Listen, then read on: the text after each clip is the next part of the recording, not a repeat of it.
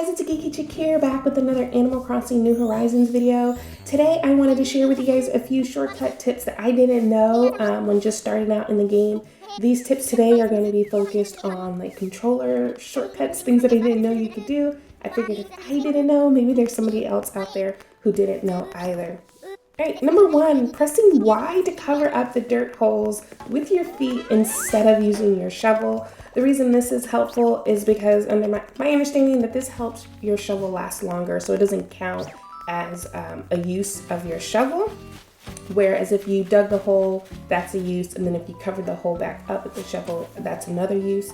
So whenever I dig my holes, I always cover them up with my feet, and yeah, to keep my shovels lasting just a little bit longer. Number two, pressing B to run. I always thought that just using the pressure on the joystick was how to run or walk, because you know you could walk slow and then it kind of speeds up depending on the pressure or how far you're pushing the joystick. But it turns out that pressing B actually allows you to move a lot faster.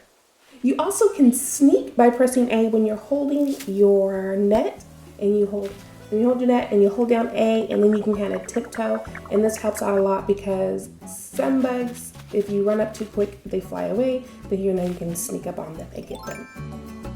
Number three, the down button will put away your tools and the right button will quickly cycle through all your tools. So if you don't have the tool ring, but you want to just be able to cycle through your tools real quick, you could just do the, I believe it's the right. It's the right or left, or maybe it's both.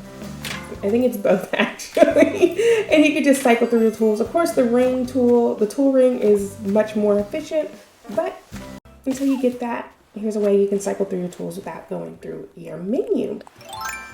Speaking of being in your menu, you also can arrange your tools and everything in there. You just grab them and you can move them around. You can also separate them. You can put them in stacks, just different things. I know some people like to have their little inventory organized, and sometimes it would drive me crazy when stuff is just kind of everywhere in there. So just by holding A, grabbing onto it, and then you can move it around and arrange it the way you like.